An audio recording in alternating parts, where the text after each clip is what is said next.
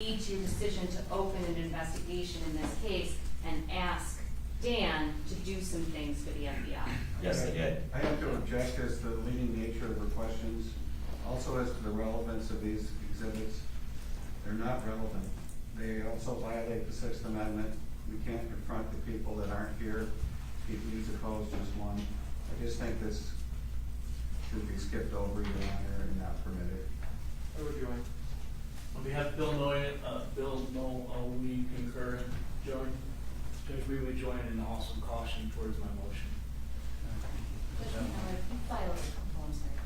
Can I join as well? Sorry. Judge, we filed a co-conspirator statement memorandum of law prior to this hearing. And we laid out in there that a conspiracy begins when people agree for an illegal objective. And we laid out all the case law about that. This is the opening of the case, Judge. This is the beginning of a conspiracy, and whether or not these defendants joined a conspiracy or didn't join a conspiracy. That's what's at issue here in the preliminary exam. I am merely setting the basis for the things you will hear and how this investigation intersected with these individuals, Judge. And so it is the beginning of the story. Mr. Senator, Judge, brief response.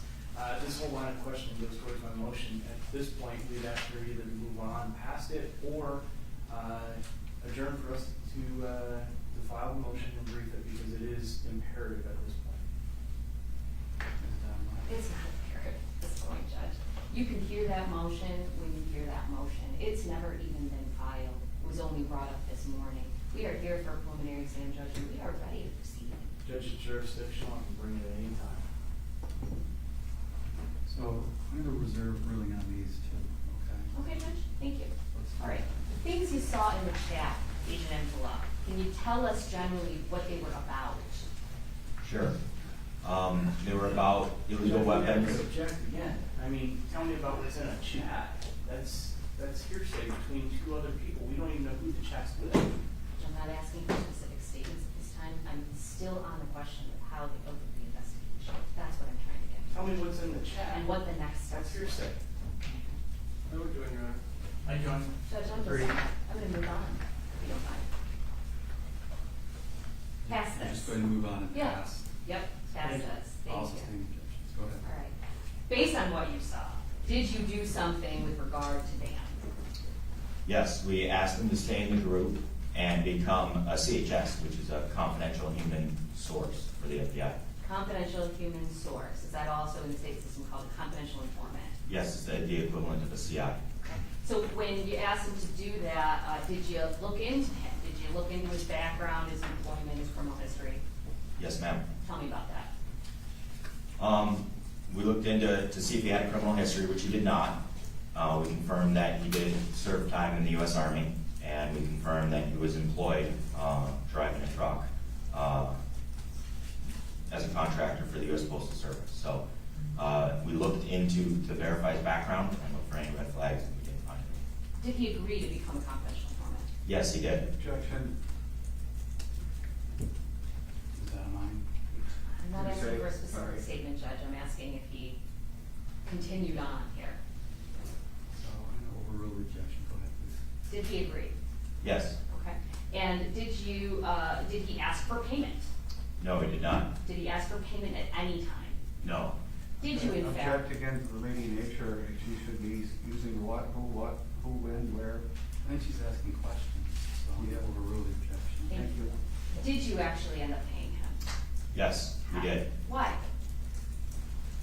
Well, as the investigation progressed, he ended up taking a lot of his own personal time off work, causing him to lose money. He used a lot of his own money for personal expenses on behalf of tasks for the FBI. So it was something that he committed a lot of his own personal expenses to. So I felt it was necessary for us to reimburse him for all those expenses he was doing on behalf of our work. Okay. And when you and when you paid him, what's the total amount that you paid him over the period of the March to even after October? A little bit over $54,000. How much of that was before the arrests versus after for relocation expenses? So after the arrest for relocation was approximately $24,000 or $25,000, and before that was about $30,000 for reimbursement and expenses during the case. Okay, so when you signed up to be a confidential human source, what did you have to tell him? We told him a number of things, which we call admonishments. Some of those admonishments were that he had to be truthful to the FBI. We told him that his cooperation was completely voluntary. He didn't have to work for us at any time. We told him he was not an agent of the government, so he couldn't portray himself as an FBI agent. We told him he wasn't allowed to commit any illegal acts. There was no get out of jail free pass, so to speak. Those are the basic admonishments that we give Dan as well as all of our other sources. Okay, so aside from the admonishments, would you say, would it be fair to say those are rules? Yes. Okay. And besides the admonishments, what were your instructions to him about what he should do with the group? The instructions were to be a listening post, to observe and report back what he saw. And did you have to corroborate his reporting in some way? Yes, I did. Tell me about the ways that you monitored the communications of the group and corroborated his reporting. Sure. Well, first off, we did our own investigative checks on a lot of the subjects. We did surveillance. We also provided Dan with recording devices so that we could hear the words firsthand. And then we also provided him with transmitters throughout the case so that I could listen in live myself and correspond that to the recording devices. Okay. Judge, I apologize to interrupt, but is the witness reading from something? No, I'm not reading from anything. I'm just speaking directly to the questions. So, you know, you need to do is refresh your recollection from anything in writing you have before you, but you can't read from it, okay? I understand. All right. Do you have something in front of you? No, I mean, I have the copies of the exhibits, which I can put aside, Okay. which do not have, we're beyond those. Okay. You don't have a report sitting in front of you, do No, you? he has exhibits. Okay. Thank you. Yep, Thank you. I've got them here. Okay. Closed, I've closed the book. Thank you. So you talked about surveillance, you talked about recording devices and transmitters. Can you tell me what about communications within the apps, meaning any electronic communications? Yes, so after Dan became a source, he provided his username and password to the encrypted apps as well as to Facebook. So I was able to log in as an FBI agent into the chats and monitor the chats real time. Thank you. You said you monitored the chats real time. Did you ever yourself reply as if you were Dan? In other words, did you ever pretend to be Dan? No, absolutely not. Okay, why not?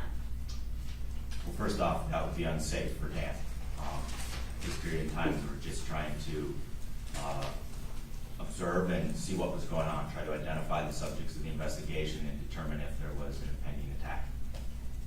Did you gain familiarity with the screen names of individuals in these chats? Yes, I did.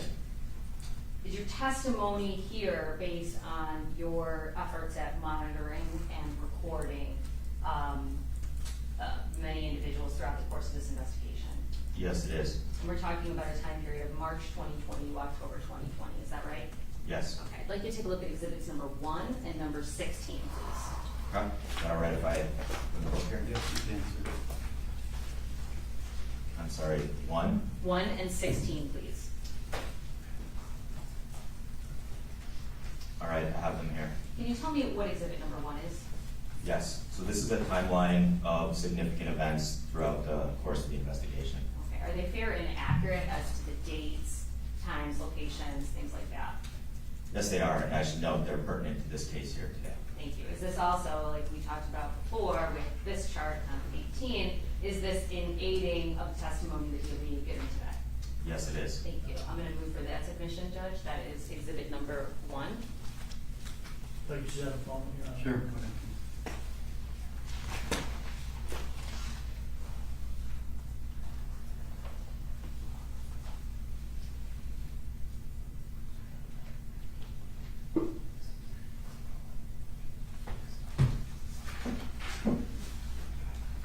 Yeah, council would object that this is a timeline without it being talked about ahead of time. If she wants to go through the timeline and then move for it to the commission, that's fine. Council fears that she might just pick out a particular date and then not continue on with a particular timeline. I don't know why we can't have this in testimony before the timeline's admitted, because there's certain events that are taking place down there over the course of time that the witness should be able to talk about. So we'd object on the foundation. Okay, so we concur. You're all right. I have an issue with this exhibit. They got my client with IED testing. I know that it's probably something I can handle on cross-examination, but it's again not fair and accurate. And also, they previously released a much longer, more accurate, in a different way, but it's a Wolverine Watchmen timeline of events, and that's not being, I think that ought to supplement. I'm sure they have a copy of that as they attempt to enter with this exhibit. So the court will see the full picture of what went on. It went on from March until October 7th, whatever was going on. Those were the dates, not starting on 6/6. It's unfair to cut off the full picture, especially when questions were already aimed at Jackson and the run-up to this event, which was their arrest. But I just don't think this is giving the court a fair and accurate picture. And also under number 15, it is alleging something that's totally untrue. So, Mr. Barnett, I think you can cover that on cross-examination as you indicated. Mr. Stiver? Yes, Judge, not to beat the point, but this goes back to the motion again. Without giving away too much of the motion without having it written, this goes right, the chart that he's speaking of goes right back to that same basis for the motion. All right, thank you. With that in mind.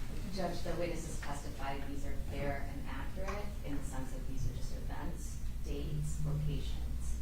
This is an aid for the testimony that's coming, and none of those things that I just heard are basis to object, because the witnesses said that this is a fair and accurate chart, which again is just for purposes of the court following along and everyone following along. For the dates that we're discussing, where some of these individuals were present at each event.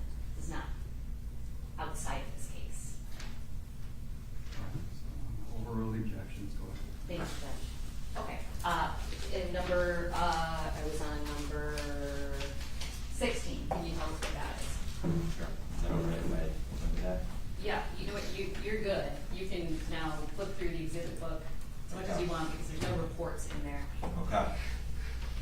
Yes, so number 16 is a Google map of significant locations in the investigation that corresponds to the timeline. It corresponds to this timeline exhibit number 1? That's correct. Okay, thank you. I'm going to move for its submission. Your Honor, I'm going to object to that one. I don't think there was any kind of foundation laid as to regards to this map. Who did it? Where was it printed? Was it done for purposes of Fremont today? Like there's literally nothing more than it's a map given in testimony at this point. We could lay a better foundation. I would agree with that. Sure. Exhibit number 16. Thank you. You're familiar with that? Yes, I made this map. Okay, give me a description about what this is for, what it indicates, what each spot is designated as, how it follows along with the testimony today. Sure. So locations around the United States, so the East Coast and then the Midwest around the Great Lakes region are noted with the city and the state. And there's a little Google icon that I put on the map next to the actual location of where those things occur. And those are a visual representation of where these locations are that will be discussed on the significant events timeline. Thank you. I'm going to move for its submission, Judge. No objection for the purpose of the examiner. Okay, so People's Exhibit 1 and 16 will be admitted. Thank you, Judge. All right, so we're talking at the beginning of this investigation, we're talking about March, April, May timeline. Is the Wolverine Watchmen investigation ongoing? Yes, it is. Are there other domestic terrorism investigations that intersect with the Wolverine Watchmen investigation in June of 2020? Yes, there are. Objection, I can break it into 3 questions if Okay, you'd like, yeah, Judge. go ahead and do so. Thank you. Sustain. Were you aware of other domestic terrorism investigations in that time period? Yes, I was. How about June of 2020? Yes. Did anything come to your attention that would affect your investigation, other domestic terrorism investigations? Yes, I learned about Barry Croft and Adam Fox. Okay. How did you learn about them in the course of your Wolverine Watchmen investigation? Barry Croft organized a national militia meeting, and he invited members of the Wolverine Watchmen to come to Dublin, Ohio, as representatives from Michigan. Okay, give me a second here.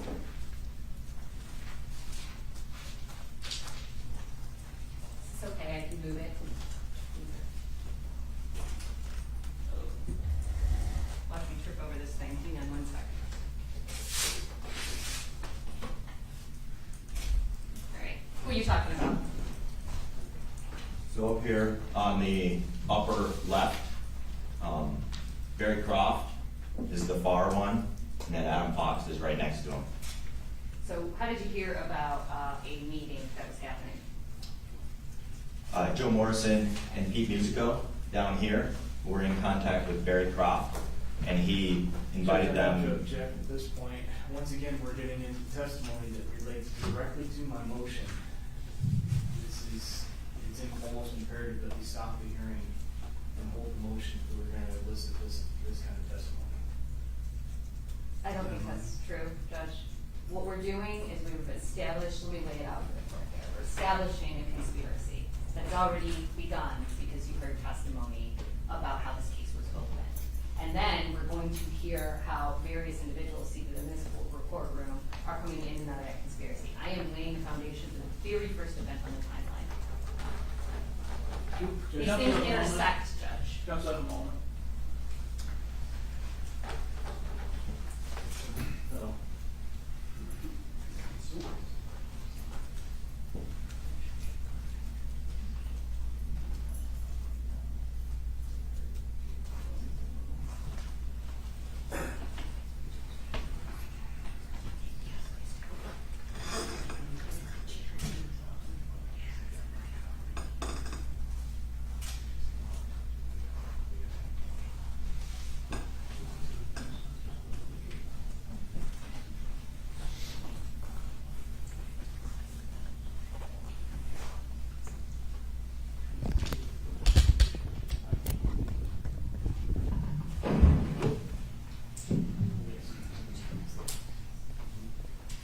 Judge, we respectfully ask for the chamber's conference between all counsel. So let's play this time to the chamber so I can discuss these issues with the attorneys. All rise. Yes.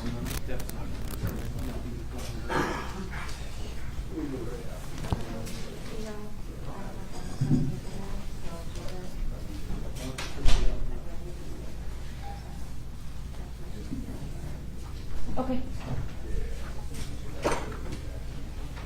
Yeah, you can just have a seat here if you want it. You're good. Yeah, Judge.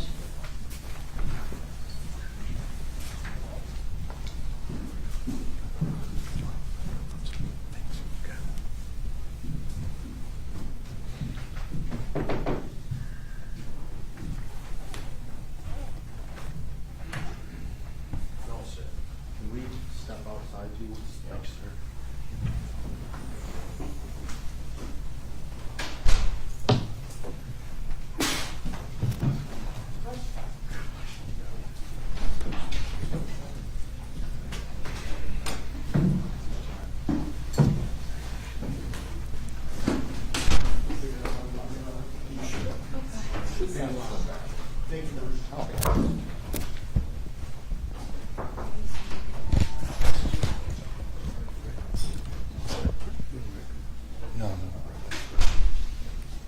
No, I talked to Jack, we talked to the person who is behind the scenes. Just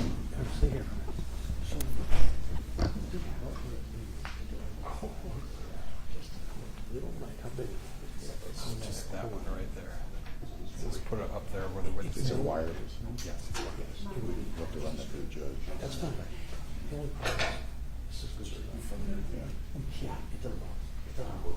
And it's just really, it's not intrusive. You can do it during the Just that. That's the mic right there. On the Yeah, Yep. that's the one. Yep. All right, yeah, let me talk with, start with the You might can put it wherever you want to, as far as up there. It's just a little closer. So Yeah, let me talk with No. Who's a state rep, Okay. and they're going Oh, one of the longest serving.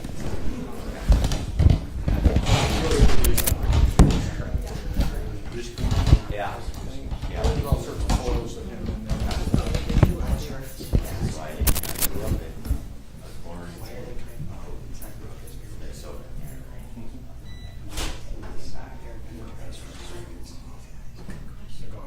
Okay.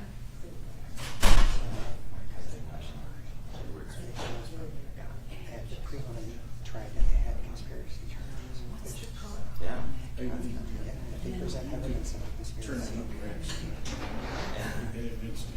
Yes. Not a circuit court. Yeah, I'm trying to be professional, but yeah. Here's what Judge Wow. Defines that there's not. So that's why I see her plans.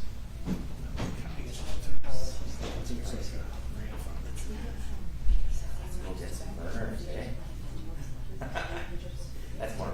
Hey, it's a little more.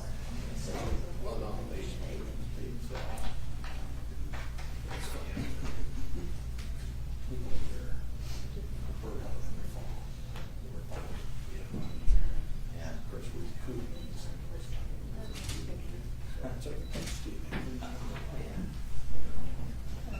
Yeah. So we're, Finlanders. There's no Finlanders up there.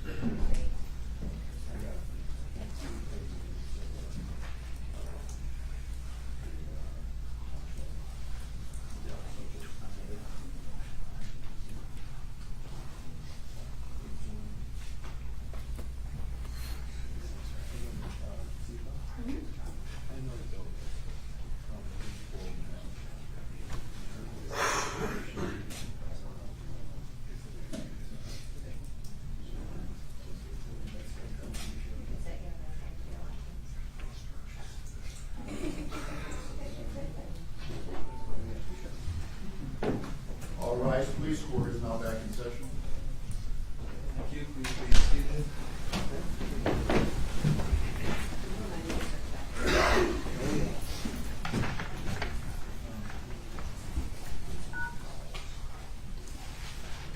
Just briefly, the attorneys and I talked about a question Mr. Nunzio and all defense attorneys had for the people about charges. It was answered by the people, and we'll take that issue up as to its resolution later today on the record, okay? Very well, thank you, Your Honor. Thank you, everybody. All right, Ms. Adeline. Thank you, Judge. So we were talking about a meeting that occurred in Dublin, Ohio, and I meant the chart that's up there right now, exhibit number 1, and we're looking at event number 1. What can you tell me about what that is on June 6, 2020? So that was a national meeting of leaders who were promoting the Boogaloo, violence against the United States. And so there was leaders across the country. The meeting was organized by Barry Croft, and it was scheduled at the Drury Inn in Dublin, Ohio. Is that close to Columbus, Ohio? It's about an hour away, as I understand it. And so the purpose of the meeting was for militia leaders to get together, different groups, leaders to get together to talk about some things. How did you become aware of this meeting? I became aware when the leaders of the Wolverine Watchmen, Joe Morrison and Pete Musico, on the lower left here, when they brought out the meeting to Wolverine Watchmen leadership, including my source Dan, and I heard the recording live in which they were invited to the meeting and discussed attending. Okay, and so was there a recording of this meeting made? There was. You listened to that recording in its entirety? I have. And that occurs on June 6, 2020, is that right? That's correct. And you talked about what the meeting was for. You talked about where it took place. And did you tell me who hosted the meeting? Yeah, so Barry Croft hosted the meeting. Okay. And can you tell me what the general format was of the meeting? Sure. It was a round table sort of format. They were in a conference room at the hotel, and individual leaders of the Boogaloo stepped forward, they introduced themselves, and they went around the table. Everybody had a chance to speak. Can you tell me who on that chart in exhibit number 18 was present there in Dublin, Ohio for that meeting? Sure. So Barry Croft on the top left was present. Adam Fox, right next to Barry Croft here, was present. Bill Knoll, right here, was present. Steve Robeson was present. Amanda Keller, who's Adam Fox's fiance, was present. And who is in attendance that's in this courtroom today? That'd be Bill Knoll, right over there. Is he the only defendant of the five that was there for that meeting? That's correct. Thank you. Do you particularly identify with any militia group or any group? Yeah, so he's in the leadership of the MLM, which is the Michigan Liberty Militia. Thank you. I'm going to ask you to take a look at exhibit number 46.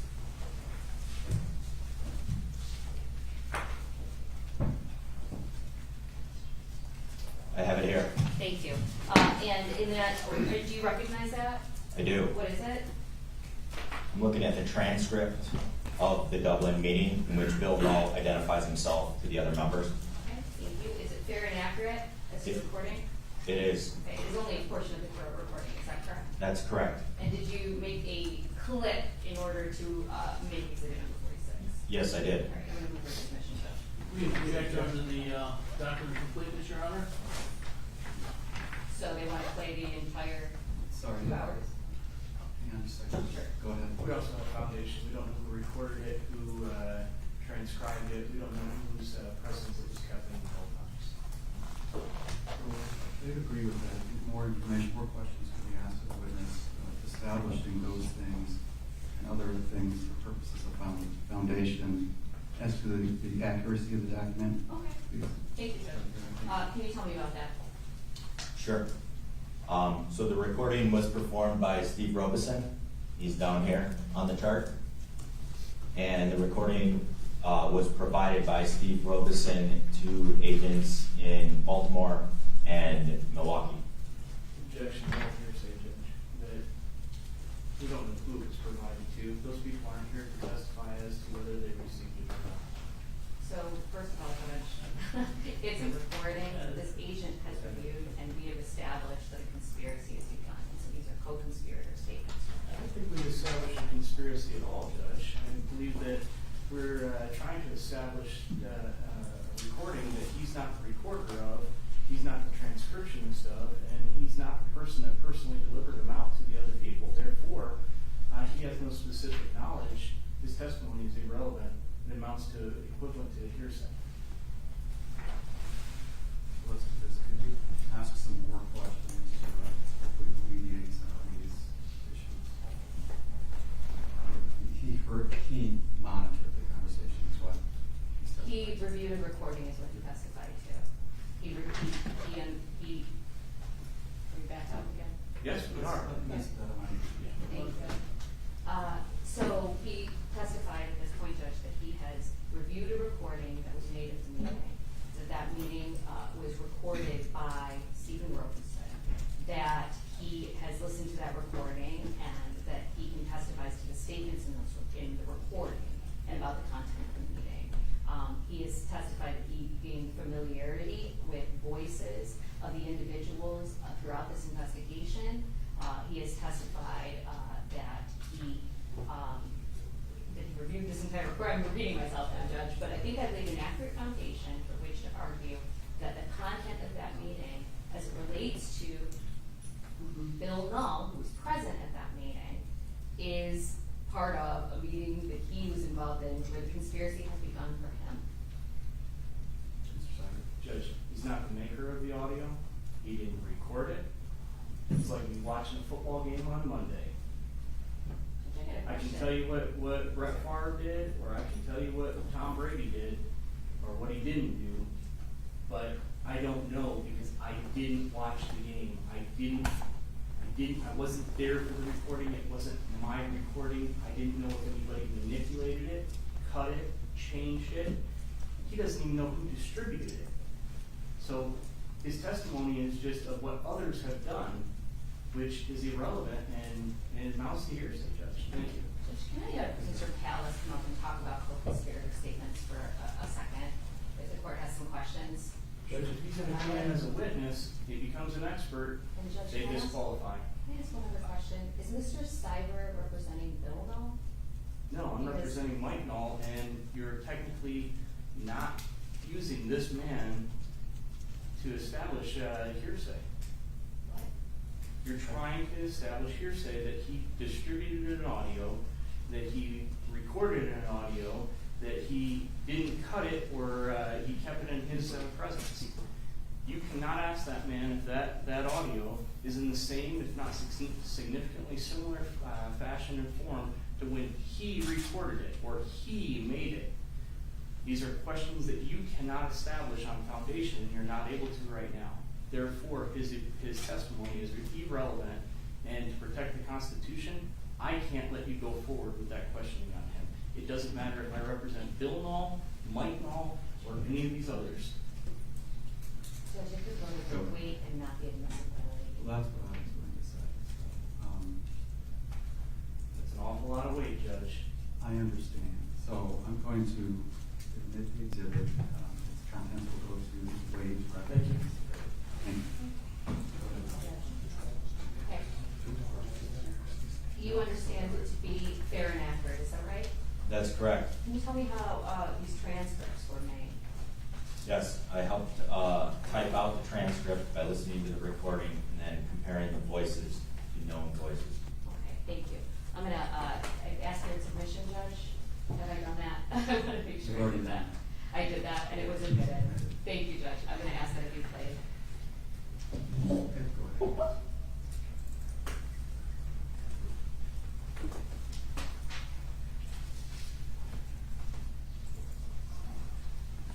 Okay, yeah, so when you see these tactics, when you see our position concerning, the only logical deduction is that you are at war, and you do have a position in that war, whether you would recognize it or not. And if you're here to discuss that, then essentially, we have to behave in this room as though we have either police here in flesh or by other means. We do not be foolish at any time. Always, always, always offset. You know, so everything we discuss is in the realm of if and hypothetical. We judge by our current reality.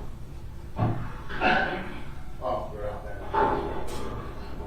Fair enough, understandable. All right, we're gonna go ahead and get this to order, and we're gonna get here what we're here for. We've already paid over the food in our meeting. We're gonna, Jeremy Eden, Barry Croft, I'm Steve Allison. Everybody, please go around and introduce yourselves so everybody knows who each other are. I'm Frank Butler from Virginia. Right, and then Wild Mountain, Indiana.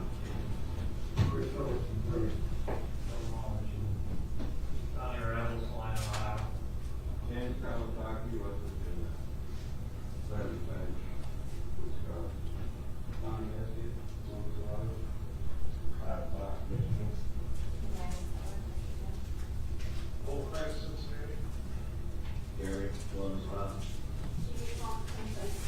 Can you go to the top of that transcript for me? Agent Nicola, there's a reference here to war. What can you tell me about that? So the reference to war relates to the Boogaloo ideology. The concept is that we're already in war. I have to object to this expert testimony. He's not sworn in as an expert. He's giving opinion testimony, Your Honor. It's not right. I ask that this be stricken. Let's move on. Join. It's our position that this is not expert testimony. This is about the investigation and the references contained in here and what he understood them to be and what steps he would take to deal with them. Based on his training experience, he can testify to what is in this exhibit. But I think I heard Mr. Naughton with his own objection, is that right? Oh, no, Mr. Overruled objection. Please continue. And you talked about what the references were. Who are they in war with? With the United States government. And what is this reference to OPSEC, O-P-S-E-C? Reference to operational security. What is operational security? Operational security is the means and methods, the best practices to maintain information among those who you want to have that information. So, What's an example of OPSEC?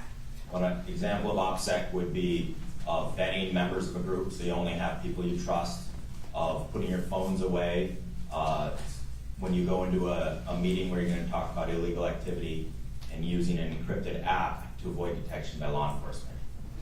What were some of the topics discussed at this meeting? They talked about the justification behind why they'd be able to kill people, the justification for political violence, how now is the time.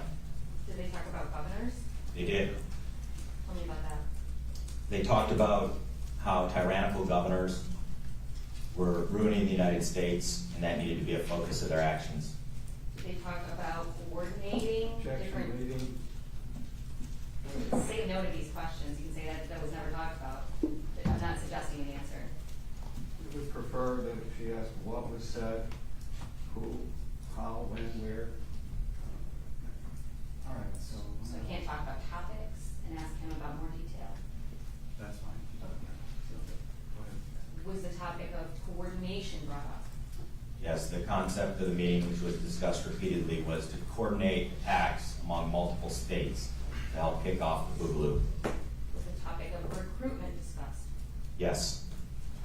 Tell me about it. The group agreed that they needed to go out and start networking and find like-minded individuals to coordinate so they'd have more operators to be able to help participate in attacks. Was anything specific to Michigan discussed? Yes. What?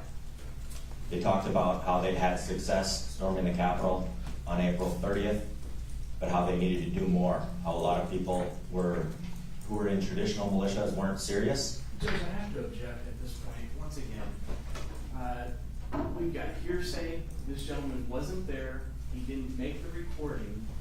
He didn't keep the recording in his possession at all times. He couldn't tell you if it's in the same, if not substantially similar form as what they're trying to present it as today. Judge, all he's doing is echoing what he believes he heard from people that he didn't have faces to, just voices. Therefore, it's nothing more than he's repeating what somebody else said to prove the truth of the matter asserted. It's hearsay. We have to object. We would join in the objection. This excerpt that the court is looking at is a minuscule cherry pick of a 3-4 hour meeting. And I obviously that's part of their strategy, but in order to put it in full context, I think we have to listen to the whole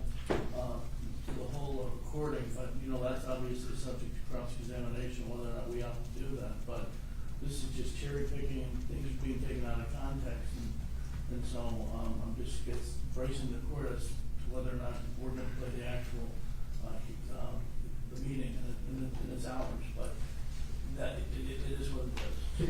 The meeting is the best evidence, Judge, not somebody that heard it. Once again, after you watched a football game on Monday that was played on Sunday. What's ruled on this, Judge? I thought I did too. So, ruled on that. So, continue. Thank you. Sorry, losing my place here. You talked about specific activity. I think the last thing you were saying was something about specific activity in Michigan. Oh, yes. They talked about Governor Whitmer, how she was a tyrannical governor, and some of the success they'd had getting the legislature to listen by storming the Capitol, but how they needed to do more, how they needed action, and they needed to recruit operators who were willing to take action.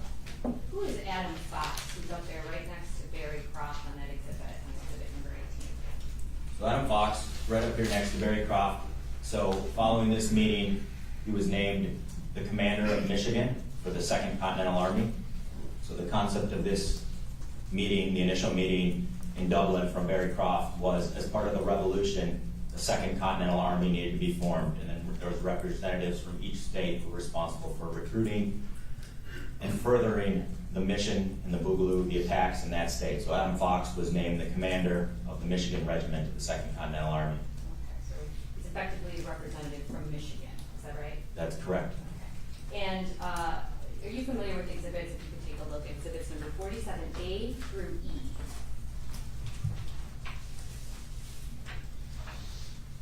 Yes, I have them here. Are you familiar with all those? Take a look at them first.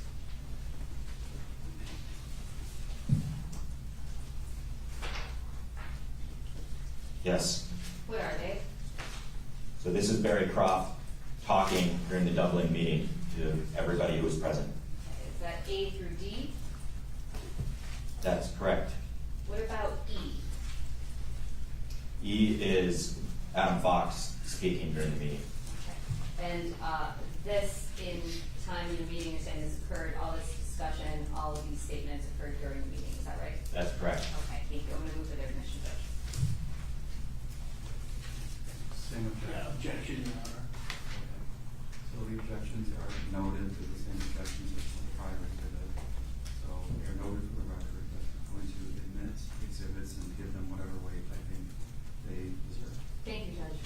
I'm gonna just sit down, so I'm gonna ask that we be able to play 47A all the way through E.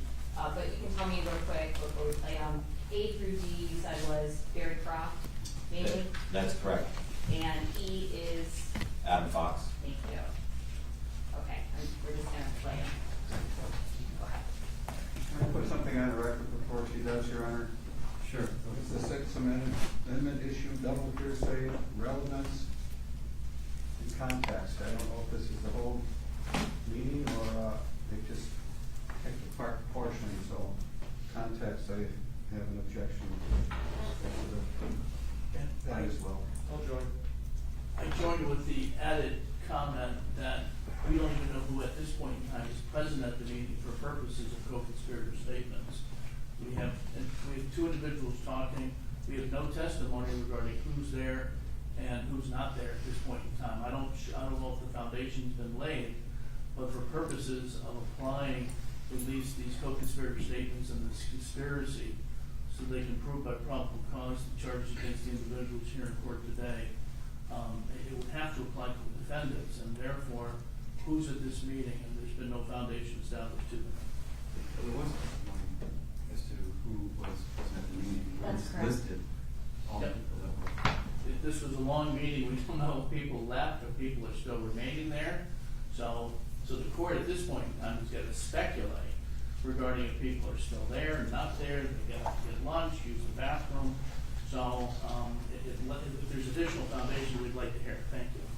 So that objection could go with weight, but Ms. Dynamite, are there further foundational questions that could be asked? I mean, I could ask, you could ask for it too, I mean, court could ask whatever it wants to witness. I think I've established an adequate foundation, and they can cross-examine this witness as to these points, which are all cross-examination material, in my opinion. We order here the witness for foundation.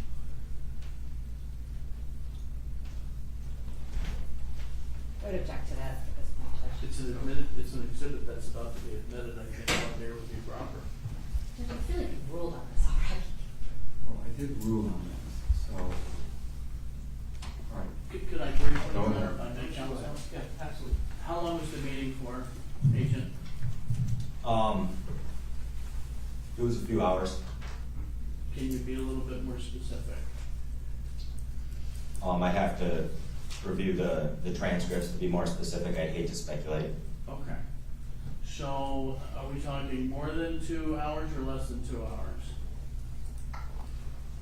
hours? If you know. I'd say the actual meeting was right around 2 hours. There's also discussion before and after the meeting. So there's, milling around. So it's not as though it's, cut and dried that the meeting starts and then stops at a particular time. Okay. So, the before and after, how long does that last then for? Because everything's recorded, correct? The meeting is recorded, but the only things that are recorded are when Steve Robeson was present. So there was multiple groups that split up and stayed together and went into hotel rooms afterwards and discussed and spent the night there. Okay. And if Steve Robeson wasn't there in any of these small groups, then things weren't recorded. Okay. You weren't there at the meeting, correct? That's correct. And, do you know if anybody went in and out of the meeting while Roberson was there, recording? Yes. Okay, who went in and out of the meeting while Roberson was there, to your knowledge? During the 2 hour time frame, I think we're talking about that Roberson specifically recorded it. Yeah, I think a guy by the name of Daniel Stanley participated in the meeting, and then he got scared and left partway through. You say you think, are you speculating regarding this Daniel person? I have knowledge that he left. I do know that others left as well, but I don't know their names. Do you know if Bill Knoll left that meeting? To my knowledge, Bill Knoll did not leave the meeting. I heard him throughout the meeting. Throughout the meeting? And that's you listening to this entire tape? Correct. Okay. Did the FBI ever look to see if any of the tape was edited or altered in any way? Well, what we do when we get the tape is we enter it into evidence, and then once it's in evidence, there's a chain of custody. And then in this case, I obtained the original evidence, and then I helped create the clip from the original evidence. So the clip here is an excerpt of the original evidence. Maybe my question wasn't clear. Was the 2-hour recording edited or altered in any way by any individual before you got it? No, How do you know that? I pulled it out of evidence. Is there a cyber unit that determines with the FBI whether or not something's been edited or altered? It Yes can or no? be. Yes or no? So we use a software that has the ability to determine if it's been edited or not. And as my understanding, although I'm not an expert in the software, the program we use can't be altered, and it has the original hash values and stamps so that it can be checked at any time. But in this case, I didn't check them. I pulled it out of evidence. I had no reason to believe it had been altered. So you had no idea whether or not the cyber unit of the FBI determined whether or not this recording was edited or altered in any way, shape, or form, do you? I do have an idea, and the FBI cyber unit did not review the recording. Thank you. We would maintain our objection.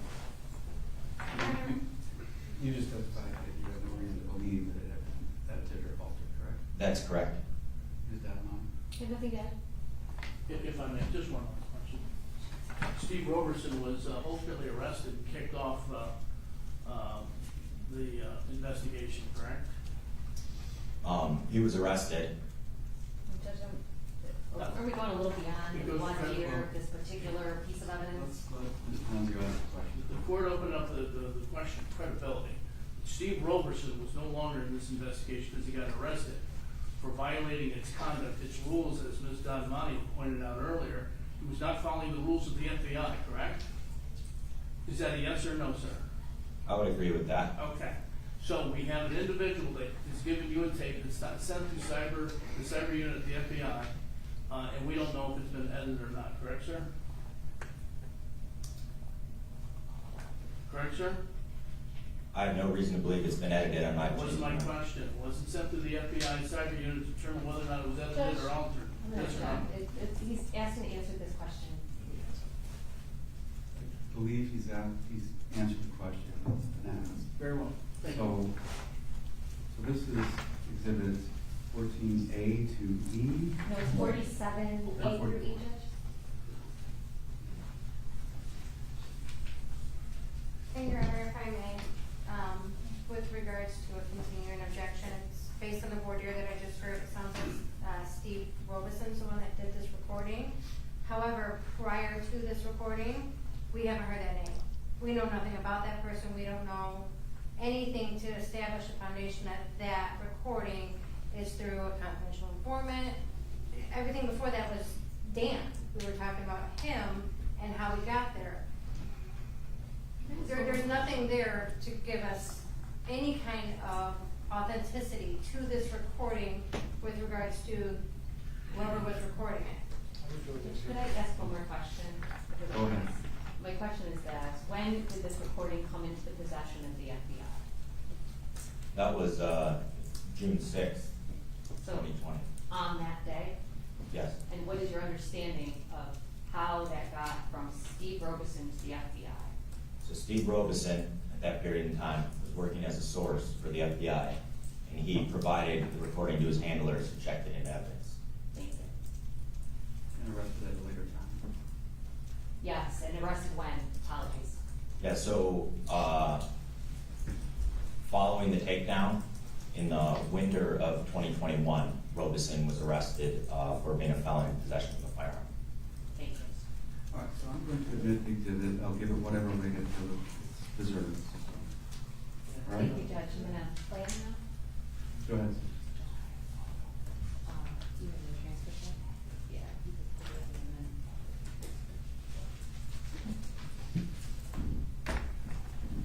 then. So, we know we have to take action, there are levels of action, Jeremy and the information, utilizing all these tools. I'm gonna go hurt people. I'm gonna go hurt people real fucking bad, and I apologize. I'm sorry.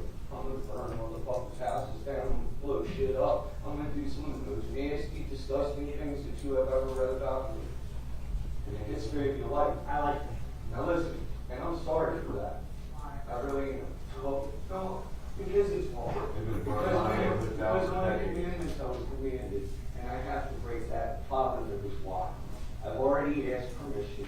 It's been granted. I'm not worried about it anymore. I'm not even going to give it a second thought. If I have to fly through a motherfucker, burn his whole motherfucking family to the ground, knowing that I have one myself, I'm sorry. I was going to do it.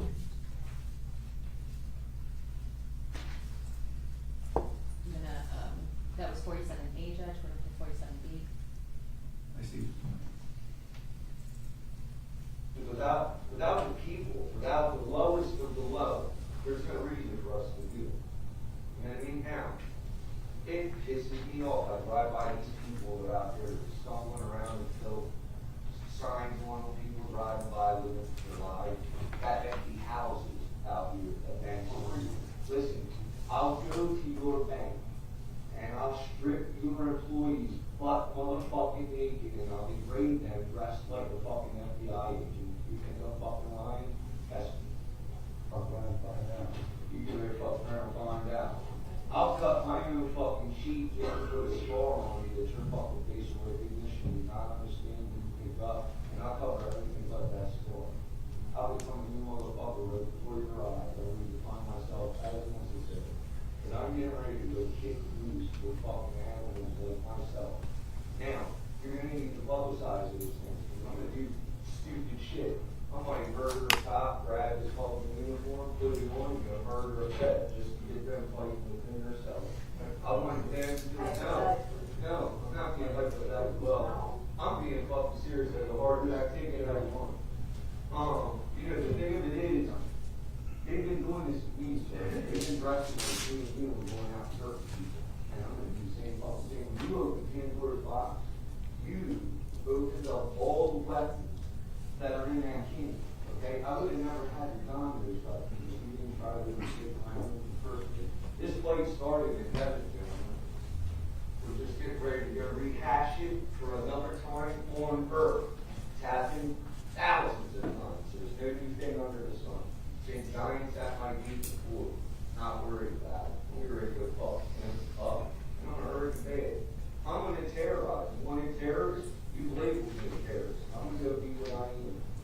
I'm gonna go be what I am. You're all terrorists. 47C. And I'm gonna continue to object and ask the court to relook at its decision to allow this in. The government stood up and indicated that she put proofs in that there's ongoing conspiracy. She showed the court a memo. The law was accurate. She put in there. She's not met that hurdle. This is not relevant as well. We can't confront this witness, Sir Croft. And certainly, he's not saying anything about a conspiracy. He's got his own personal views. I think it shouldn't come in at all, any of these 47s. And I would ask the court to strike what's been put up here so far and stop any more coming in, because there's been no foundation of an ongoing conspiracy. They went to a meeting, one person stands up and says some crazy things. I don't know how that's a conspiracy with two people and how this got in. I don't know if I was sleeping when something happened, but I must have missed the conspirator foundation that there was an ongoing conspiracy. And I wanted to stay out of this. This isn't my client, but if the door is being opened for a conspiracy right now, I think I have to object because there's no plan, there's nothing here, no agreement, nothing moving forward. It's a gentleman standing up on his own, saying Thanks. I'm joining us to Mr. Higgins for these exhibits and the rest of the 47 series. He's not a participant, nor was he present, so relevant to this, Mr. Higgins, Your Honor. I would echo Mr. McNaughton. Join on behalf of Bill, Your Honor. All right, well, the court's made its ruling, so I'm gonna, and your objections are all noted, so go ahead, with that in mind. Thank you, Judge. 47C. I have very little time left before they come scoop me the fuck up in the middle of the night. I do not intend to go out like that. So I'm telling you my boss, Monday when I get back, you can meet me next week on the floor. You can fucking have a dinner or whatever when you get back here. And I'm gonna leave, and I'm gonna get into the field, and I'm gonna start operating. And I guarantee you that motherfuckers are gonna join up at my flanks because they're gonna love the shit that I'm getting ready to do. I'm getting ready to level buildings, burn motherfuckers' houses down with them inside of it, and I'm getting ready to fucking put it there so you can all see it. Listen, I'm gonna terrorize people. I'm gonna go terrorize people. The right people. The people that have been terrorizing my people. So you got a state police officers fucking car parked out your shit, probably gonna lose your shit down with fucking sprayers in the night, set your shit on fire, and record you screaming as you can't fucking leave. You show that to the people, like, listen man, it's hard. You chose to be on the wrong side. My bad. And look, and when I do that, I'm gonna have hood rats coming out. I'm gonna have people that aren't operators coming out. They're gonna press their fucking luck into nature, taking these badges out. Who are you? You ain't even gonna have to train them, Steve. The natural progression and the wrath that they have inspired in man is gonna take care of it. I'm just gonna fucking show you how to do it with a couple of instructional videos if they can't do the fuck out. 47D, Judge. Okay. I think a lot of the ideas every day. I think we need to take this small and action. I think the most important thing for us right now is keeping that negative energy. When we go to battle with arms, when we get our fucking house to listen to it, then vote and take an order, then we have a Continental governor. Undo that, and not under the checks and balances of our state government. But yeah, we're calling domestic fucking terrorists. Not one violent fucking thing happened here that day. Not one violent thing happened with multiple rallies we've had in our capital, okay? That's another thing I think is important. I think the rallies we fucking put in and to be honest, in my opinion, it's very sad. They need to get out and people, you're definitely right. Yeah, I hear so many people live on the internet, so yeah, they can't make the trip to the Capitol or an afternoon. I personally disagree with Michigan City. Well, we did. We went out in the house. Already that big though. Right there, we took what we had and we let our country know. We fucking stopped our feet. We shook the fucking all that kind of stuff.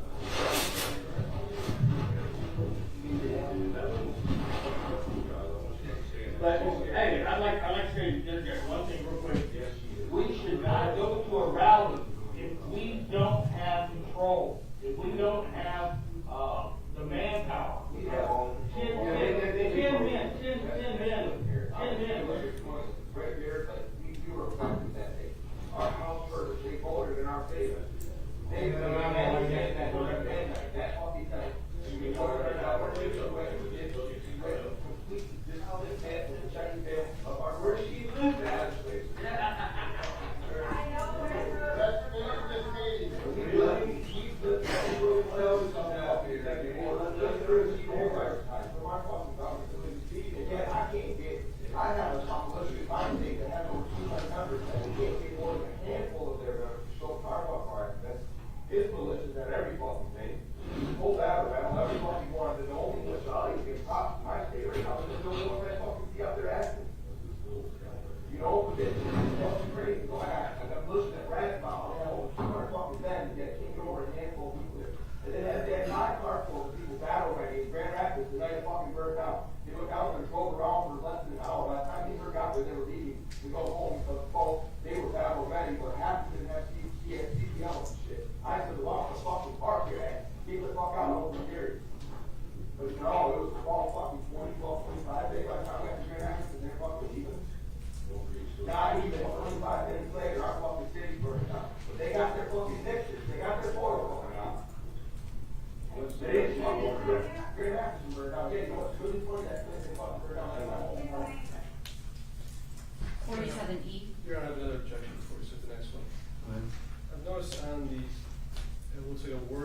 being shown in the report, there are specific items underlined. My concern is that suggests that the text should simply be the text without underlines. I noticed in the last one, there were certain words and phrases that were underlined. I'd ask that those be removed. Oh, underlined, I'm sorry, that's just because we're playing it through Microsoft Word, and so it automatically, like, underlines. They're not underlined on the They're not exhibits on the as you exhibits. have. They're not on the All exhibits. right, very good, John. Thank Just you. want to make sure. Right, please. 47E. Get all the same time you take copy, the Irish copy. There you have value, and human life is the value to it, right? Are they gonna Now, not to take it more warning, now we actually have something that's valuable that we have their written counterparts. I rather have it, it's no every shit that doesn't bring it up. We need fun to have it, it's all the fucking shit that we do. And that is hard, you can bring that out all the fucking. Don't fucking it out, I mean, we're over it, I'm proud, yeah, no, you know, operating field, you know, it's actually go there, you can make that mother out, don't say a word, everybody part of different change locations, shoot up, and then 5 days, you're fucking. Judge, point out, I don't know how this gentleman could decipher any of that, on who was saying what. Once again, he wasn't there, so standing objection. So some of the things from the content, Mr. Cyber, that you're referring to, I was following along. I believe that happened after the last sentence in Indicated on our transcripts, UI for unintelligible in portions where people are talking right. over each other. So, but everything before that is heard by me, so I can't consider the unintelligible on the information you just referenced. Yes, sir. Thank you. All right. Thank you. Did Bill Null, who's the, again, only one present in the courtroom at that meeting, did he voice agreement with the things discussed? Yes, he did. Is that located in exhibit numbers 2 and 3? If you take a look at those.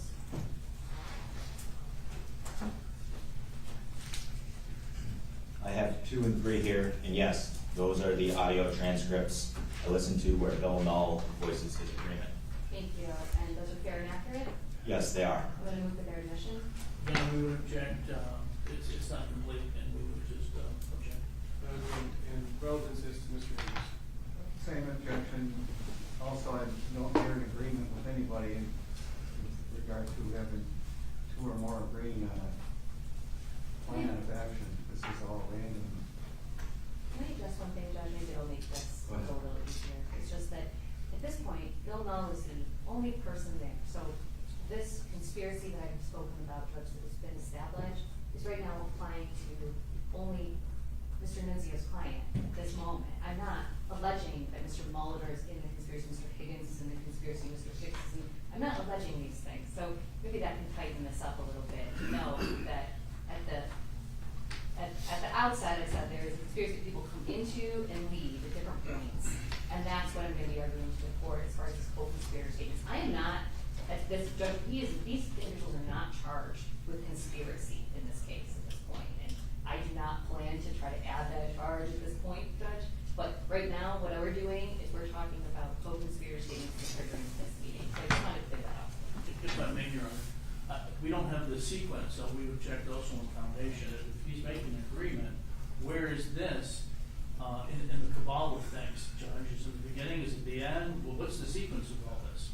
If we're about to hear something, that he's in agreement to what? And so if we could have some more foundation respectfully. So I would agree with Mr. Nunzio on that point. So can you ask all the questions? Absolutely. You've heard 47 A through E, right? Yes. And you've heard 46 that we already played, right? Yes. Okay, so where did these number 2 and 3 fall in that, in chronology? So all of these are in chronological order. So as these statements occur in the meeting, each clip is brought up in the order that they're said. Thank you. Now I'm going to move for submission. Judge, we still object because right now we're doing 47 down to exhibit 3 and 2. We're bouncing all over the place. We have no clue where they fit into it. I've applied labels the best I can. Sometimes these things are out of order. That's what happens when you start labeling exhibits. So What I'm going to do Is here, objecting to my labels, is that? I don't know. So what I'm going to do here is submit the exhibits, give them what weight I feel that they deserve. Judge, I'll just indicate to Judge, there is a, at the beginning of the binder, there is a sheet. saw And I've that. provided that to all defense counsel as well, so that everyone can follow along. Please, thank you. Exhibits 2 and 3, fair and accurate, correct? Yes. And they've been admitted, Judge? Yes. Thank you. I'm gonna ask that they be played. Exhibit 2. Go ahead.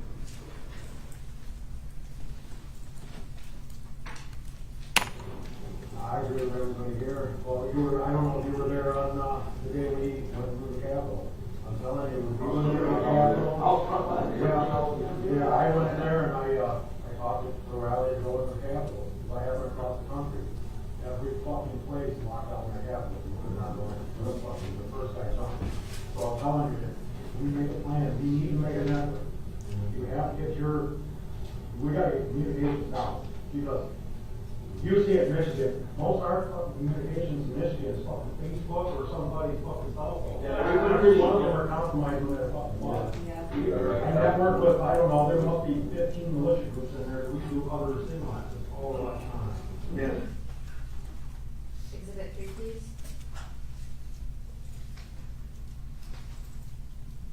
You need to set up this fucking, your idea. You're set up for fucking communications. You gotta have it, otherwise, like I said, this is all fucking tough. They're gonna take it all one by one, regulate laws, almost every. So I completely agree with everything. We need to actually like get something fucking right, so where, I know where I can go, I'm not fucking computer savvy. I have no fucking clue. Agent, how did the meeting end and kind of what was the takeaway? So the takeaway from the meeting was a 3-phase plan.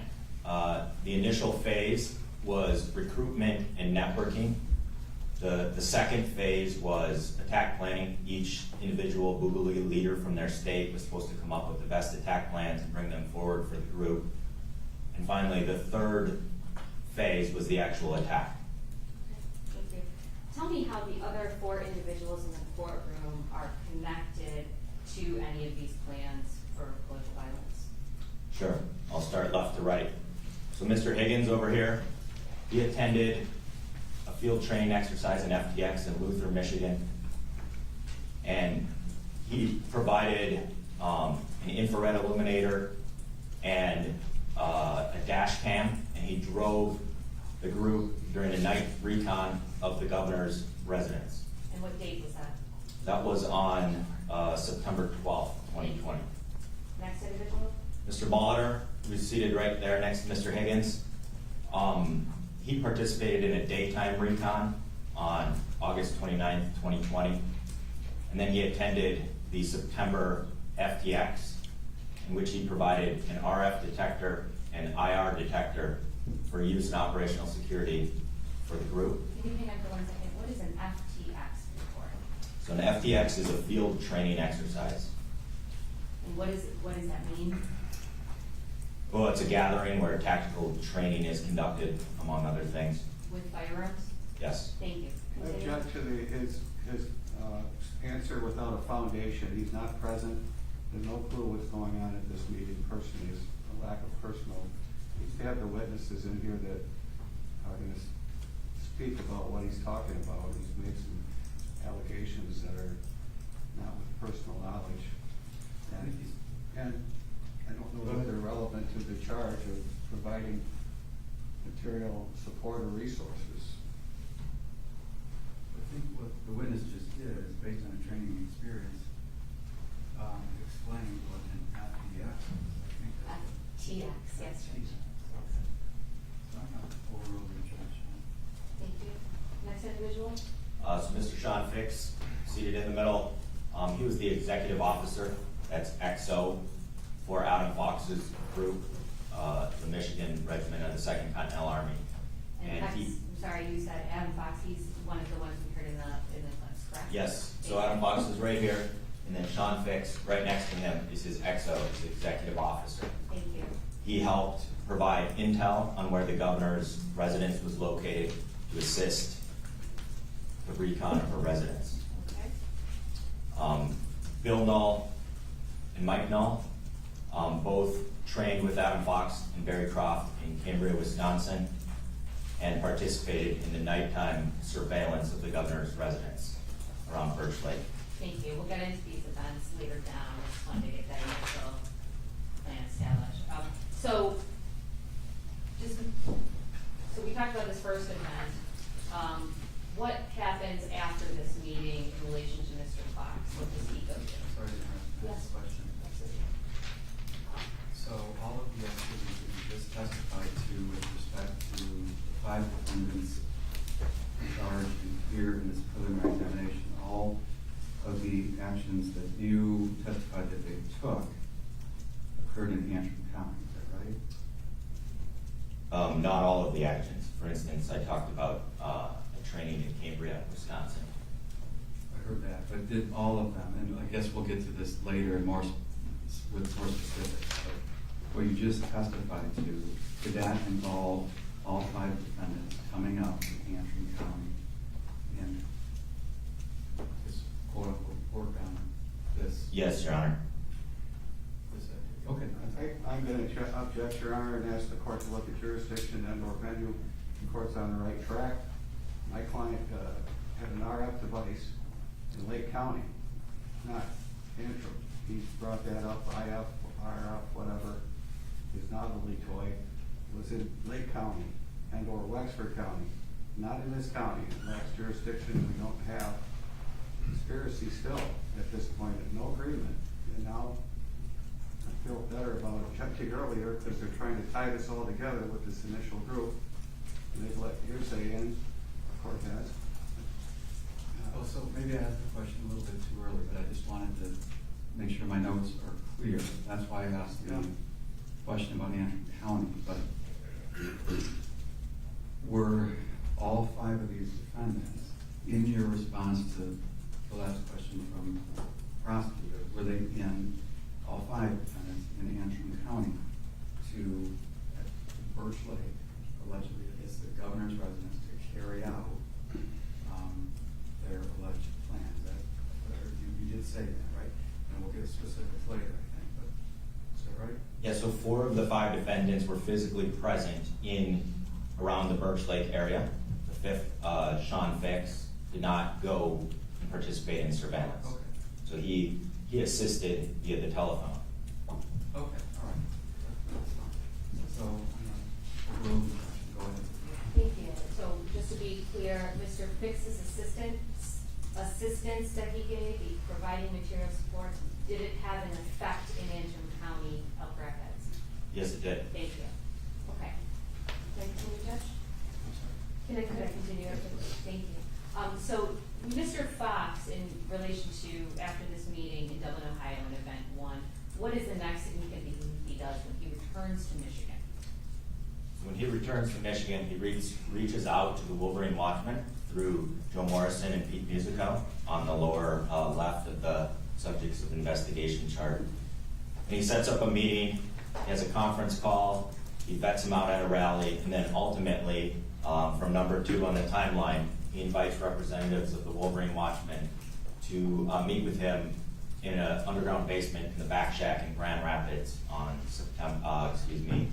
June 20th. Okay, what is the back shack? So the back shack is the business that Adam Fox runs. It's a vacuum repair store. Okay, and you talked about a basement in that location. Yeah, so there's a trap door that leads under the business, and that's where the meeting took place. Okay, and the purpose of the meeting was what? Purpose of the meeting was to discuss networking, planning, recruiting as part of phase 1 of the national strategy. Okay, can you tell me who on Exhibit 18 attended that meeting? Sure. So Barry Croft was present at the meeting. I'm sorry, Barry Croft? Excuse me. Sorry, that was wrong. Adam Fox was present at the meeting. Thank you. CHS Dan in the middle here was present at the meeting. Ty Garbin was present at the meeting, and Amanda Keller was present at the meeting. Thank you. You talked about already the topics that were discussed at that meeting? Briefly. Was this meeting recorded? Yes, it was. Were you, did you review that recording? I have. Thank you. What were the topics of the meeting? The topics of the meeting were how many people, operators they had they could count on in Michigan, who was committed to the plan, how they could recruit, and then the Wolverine Watchmen provided some advice as to how their group trained and tactics they used. At that time, they talked about storming the Capitol, burning it down, shooting police officers. They were brainstorming a lot of different ideas, but the main topic was recruiting. Thank you. Were Mr. Sean Fix and the Nulls discussed at this meeting by Adam Fox? Yes, they were. Okay, I'm gonna ask you to review exhibits 49, 48, and then 21. Could you repeat that, please? Sure, 49, 48, and 21. Thank you. I have 49 and 48 here, Okay, as so well as 21. let's talk first. These three, are these in chronological order? They are. Are these recordings from that meeting? They are. Can you tell me about 49, what that is generally? Sure. So this is a discussion in the basement of the back shack with members of the Wolverine Watchmen and Adam Fox, in which Adam Fox discusses his operators. Does he discuss the Nulls? He does. Objection, Your Honor, this is hearsay. This is Adam Fox talking about some plan that Bill Knoll and Mike Knoll were presumptively going to do. We have no foundation regarding whatever agreement they agreed to do in light of the proposed testimony, and I think the clip that she intends on showing. This is just Adam Fox spewing what he believes certain quote-unquote operators are doing. So we would place respectfully our objection. We concur. Judge, these are co-conspirator statements where Mr. Fox, and I haven't gone through all three of them yet, but I understand the objections to all three of them. But this is where Mr. Fox is discussing both Mr. Fix as well as the Nulls and talking about their involvement in the conspiracy. So that is the focus of these three exhibits. So again, co-conspirator statement. We're gonna do this a lot, Judge. We're gonna have a lot of co-conspirator statements that we're The attempting Knolls, to admit. the Knolls are not there, Your Honor. So how can she prove the conspiracy without an agreement? Because of the They're content, not there. because of the content of the exhibit, Judge. There's no agreement. There's no testimony in the agreement. They're not even there. Mr. Null was at the Dublin, Ohio meeting, Judge, in Ohio, where all these things were discussed, and said, I completely agree with everyone here. I don't know how that's not an agreement. There's been no foundation with respect to, did Mr. Null abandon, did he get out of this quote-unquote agreement? Where's the foundation for this particular one? As we know with conspiracies, people go in and out of those conspiracies. This is a continuation based on speculation and supposition at this point in time.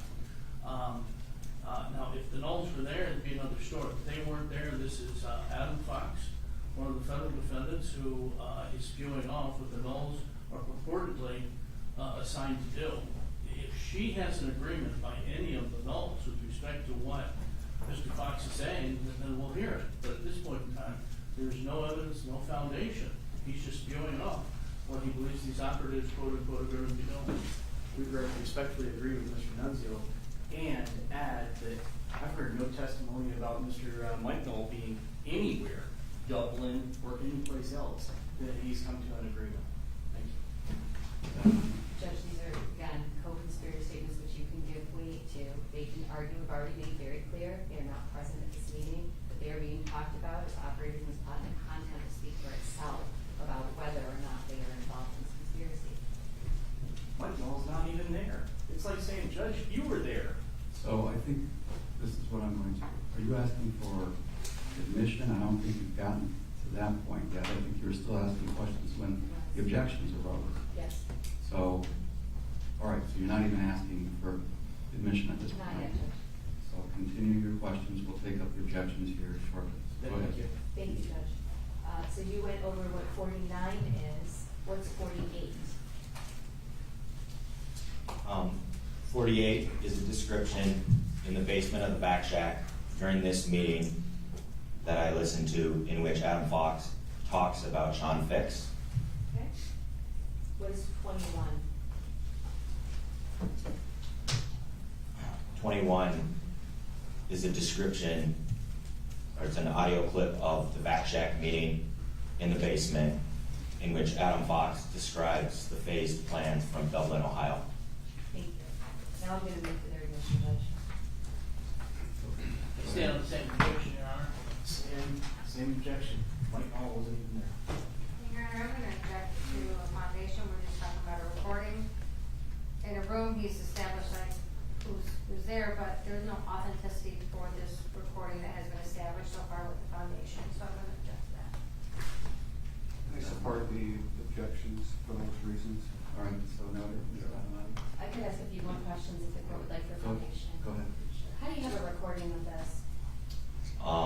I provided a recording device to my source, Dan. Was Dan present at the meeting? Yes, he was. Were there some operational security measures employed before people went down into the basement? Yes, Adam Fox passed out an ammo can and had everybody put their cell phones in it to avoid detection. Was there another recording device besides a cell phone at this meeting on your source stand? Yes, so I had a backup recording device on my source stand in case the operational security measures were used. Did that go in the basement with Dan? It did. Did it capture the entirety of the recording? Yes, it did. Did you have, I'm sorry, entirety of his time on this day? Yes, it did. Thank you. And how did you, as a matter of course, how did you retrieve those recordings from Dan after events were done or after events were recorded? So the recording device was left on, and then later that same evening, he would meet us at night, meet me and my partner, and we would retrieve the device and put it into evidence. Okay, thank you. Moving for admission? Yes, Judge. So what I'm gonna do is I'll admit these subject to my analysis of their weight. And one way that weight will be established is through cross-exam by the defense attorneys, okay? Thank you, Judge. And again, we talked about these being in chronological order, is that correct? That's correct. So 49, 48, and then 21, right? That's correct. Okay, those are all three admitted. I'm gonna ask for 49 be played. Go ahead, please.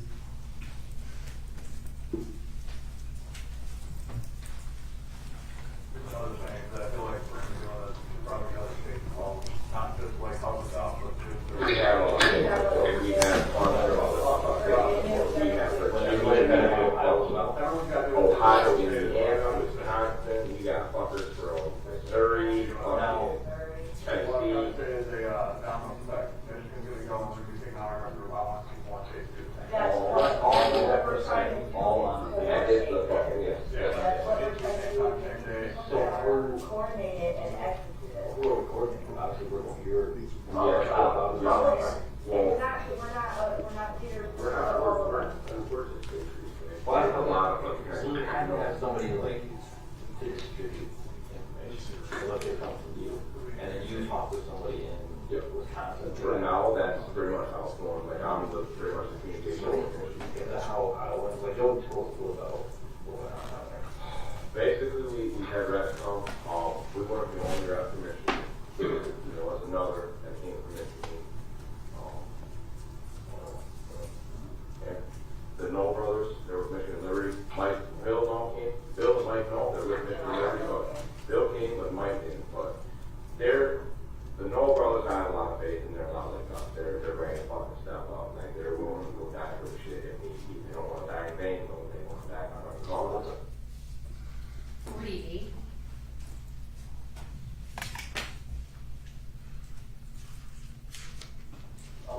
And Mikey got the contact for that Sean Six guy who's a fucking Navy SEAL, and he's not up to shit too. So like that shit he was SEAL? That guy like straight up SEAL? Yeah, he fucking, he said he's sick of this shit. Like he said he's been sitting back too long doing nothing. And 21.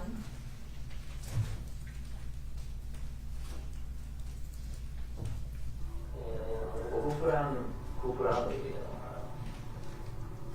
and well, very. Obviously, over that, there's a number of lines. Yeah. That representative was just like, if I remember security for it. There is. Wow, Delaware. I think there's more people there, and it was like kind of a neutral, like a, little neutral place, like we drove like 9 hours, some people drove 10 from one person. There's gonna be a little, so we can go. Or is the FTX is gonna be, okay, so the FTX, so the FTX is gonna be that and training. What we're The FTX is talking gonna be- about at the SDX, what we're supposed to talk about is the execution. Oh, We're shot, okay. supposed to talk about action. Right now, we've been trying to get people together. Okay. That's. So FTX is gonna going to do, identify would be targets we're gonna hit. okay, this is what we're fucking doing, all right. What FTX are they talking about in the clip that was just played? They're talking about the next national FTX in Cambria, Wisconsin. And is that on our significant events timeline here?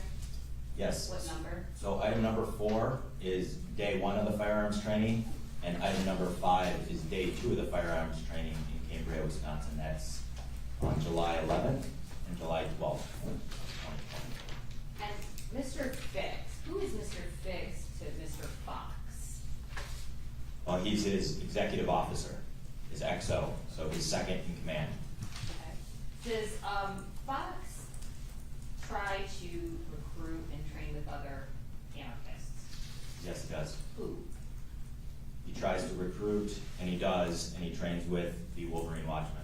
And does Mr. Fix ever train in real life with Mr. Fox with firearms? Yes, he does. What dates? On June 28th, 2020. And that's event number 3? Yes, ma'am. Okay, So Sean Fix trained in Munich on June 28th, event number 3. okay. He also trained in Munich with the Wolverine Watchmen and Adam Fox on August 9th, 2020. Did he train outside of Michigan with Adam Fox with firearms? Yes, he traveled over to Cambria, Wisconsin for the National FTX in July. That's numbers 4 and 5 on the timeline, and he trained with Adam Fox there as well. Thank you. Let's talk about event number 3, June 28th. What is this? That's a firearms training, an FTX, which occurred at the residence of Joe Morrison and Pete Musico down here on the lower left in Munich, Michigan. It's a Wolverine Watchmen FTX. And who attended from exhibit number 18? From exhibit 18, it was Adam Fox, Sean Fix, CHS Dan, Joe Morrison, Pete Musico, Amanda Keller, Ty Garbin, and Caleb Franks. Thank you. And what tactics were practiced at this training? What kind? So they practiced weapons handling, weapons manipulation, moving under fire, vehicle ambushes, and then medical training, so care under fire. Did anyone bring up ideas for politically motivated violence while Mr. Fix was present? Yes, multiple people did. Okay. Did Mr. Musico bring up any ideas? Yes, Mr. Musico brought up the idea of his catch and release plan, which was to kidnap local politicians and then later let them go after a message had been sent. Did Mr. Fox talk about anything? Yes, Mr. Fox talked about the 3-phase Dublin plan. He talked about Barry's access to explosives to help them out. He talked about following up with that plan on training in Wisconsin. And he talked about storming the Capitol to burn it down and take hostages. Did Mr. Musico show anyone anything? Yes, Mr. Musico brought out his copy of the Anarchist Cookbook and showed attendees at the training. What is the Judge, anarchist? I have to object. Once again, we have a whole line of questioning dealing with a guy that wasn't there, had no business even talking about what other people have said and done. Just because he's with the FBI, he's no different than you or me. If I was there, I could testify to it. He wasn't there, Judge. If you watched the game on television on Monday, he wasn't there on Sunday, Judge. This is irrelevant, and it's kind of bush league, to be honest with you, that we're not bringing in the witness when the witness is available. None of these people are dead, so they're available, and we should have a witness that was there, not this individual. He's basically being a puppet monkey, talking about things that he has no business about, Judge. So maybe we could have Ms. Badmine ask the witness how he has his knowledge. Judge, could I ask the court to instruct the lawyers not to call names of the witness? Well, Judge, this is what, getting we've got a courtroom full of TV here, Bushy. Judge, and we've got an individual testifying to what he heard. Like, it's as bad as me watching a football game on my computer and testifying to it, saying, well, I saw Tom Brady throw a touchdown. So hang on. So, look, you're all professionals. Yes, sir. You have to zealously represent your clients. I'm going to order everyone to be respectful to everyone and not use derogatory terms about witnesses. That's Right? fine, And you Judge. I know what apologize. those- You know what those are. I apologize, but Judge, I need the court to recognize this gentleman doesn't hear anything other than what he heard from a recording or what somebody told him about situations that potentially occurred or didn't occur. He doesn't know though, Judge. He wasn't, Judge, the best thing I can do is football. He wasn't at the game. All he's doing is telling you what he watched on Monday morning on TV. That's hearsay. We all went through law school, Judge. We know this is double hearsay. He cannot testify to it. So he recorded the football game, so to speak. Is that Judge, this is all part of our co-conspirator statement memo, which is 7 pages of law that maybe Mr. Seibert can refer to. But Judge, all of these events that we're talking about are going to be based on the agent's testimony of reviewing the report. He didn't have any interaction with any of these individuals. This is what co-conspirator statements are. And this is why if we establish a conspiracy by law, which I'm taking great pains to do here in a step-by-step manner, that all of those statements come in. That's why we filed our 7-page legal memo. But Judge, we have those people. They can come to court. They are the best evidence. They are not dead. So, 2 things. One, I think it's time to break for lunch. 2, I want to talk to the attorneys in chambers for a little bit about co-conspirator statements, okay, and the memo. So let's do that. For the record, I would join that objection. Okay. Just for The other attorneys do? Right. Join. All right, very good. So, let's see. All right, so we should keep moving. Let's reconvene at 1:15. So I want to see the change. For everybody else, 1:15.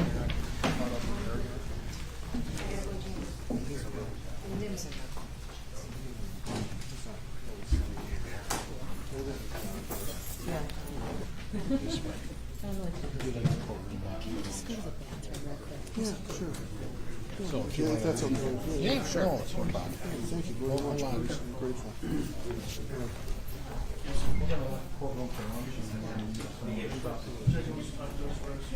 Well, no, I understand.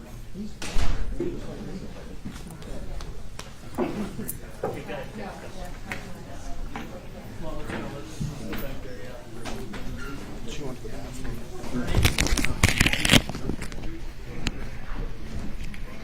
Nope, your turn. After you, William. All right. I'm probably tired of it, so. She'll be coming in a second. Yeah.